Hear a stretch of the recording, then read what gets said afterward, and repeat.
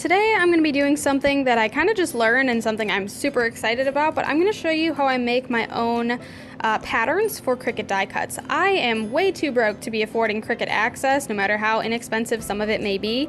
So essentially here I've kind of made my own little method for making simple die cut patterns so that I can print out multiple copies of certain die cuts, and especially for my classroom I think that's going to be wonderfully beneficial. So all I'm doing here is selecting a shape and making sure it fills in. The color 2 in the top here I have in paint. That's what the fill color will be, and the first color will be the outline color. So all I'm doing here is I'm just swapping between a bunch of different shapes and kind of layering them over each other to create this silhouette pattern. So of course my classroom is cactus themed, so I'm just kind of making a simple cactus here.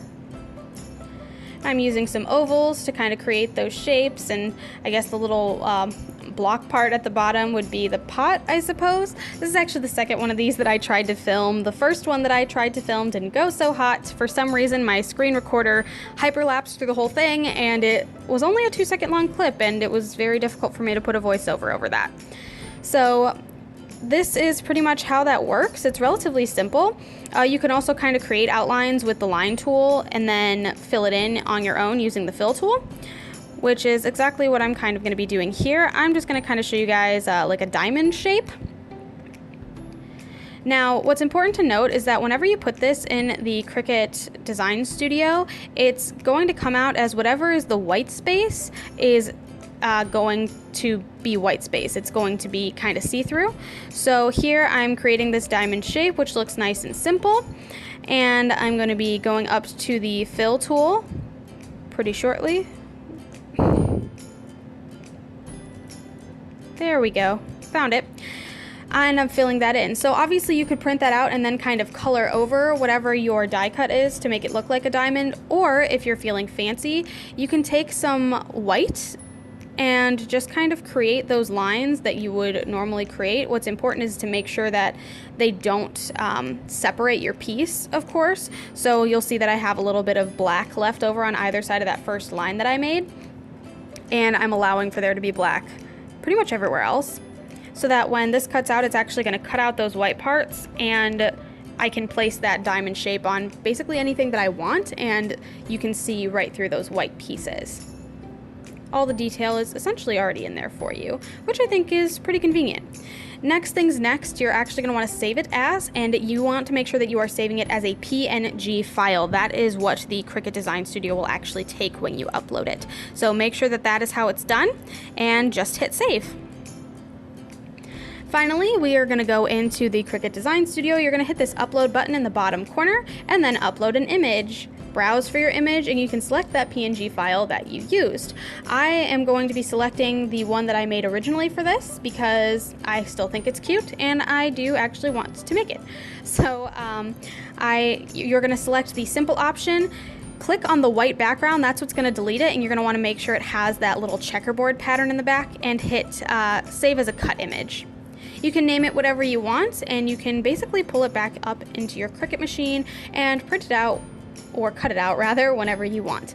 And so you'll just save that, go back into your uploads after it's uploaded, and you can just click on it. It will be in the bottom here.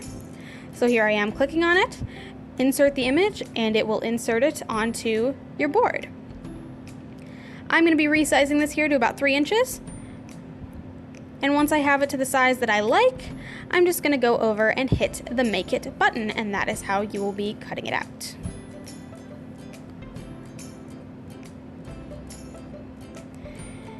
Alright, flashing back to the real world here, I have my light grip here, which for some reason lately has been acting a little more strong than my standard grip.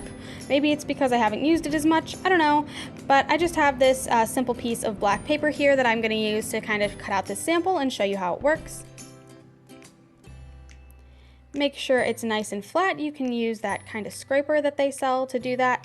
I'm just using my hands because it is light grip and it's already going to be enough of a pain to pull off. Load your mat. Once it's done, hit start. It will be blinking. And this is for the Cricut Air 2, by the way. And it will be cutting out your image for you. For this cardstock, I normally go to Cardstock Plus just because sometimes I've had some issues. I think after the first couple times I used my blade, it's kind of gotten dull, so I tend to kind of go one step higher with the material just to make sure that it actually cuts through everything, and that's worked out pretty well for me. I'm just going to unload my mat here and peel off my black paper. You'll actually notice pretty shortly that it is so strong, in fact, that it has totally ripped off some parts of the paper and they just didn't come up. They did come off really easy. I just had to peel off a couple of extra bits, but man, I don't know what's made this light grip so strong on me, but whatever, I suppose if it works. And here we have my little shape. I'm just gonna peel this off. Don't curl, don't curl, don't curl. That's not so bad, and there we have it. Turned out pretty good, I think. Now I'm just going to be kind of adding some extra details, kind of showing you how I would do it if I didn't put those extra details in it already. As stated earlier, I could have put a nice white line there to kind of delineate the difference between the top of the pot, like the rim of it, and the bottom part. I could have even technically added in some lettering if I wanted to, like I'm about to, but I just wanted to keep it nice and simple and add this nice gold detailing to it.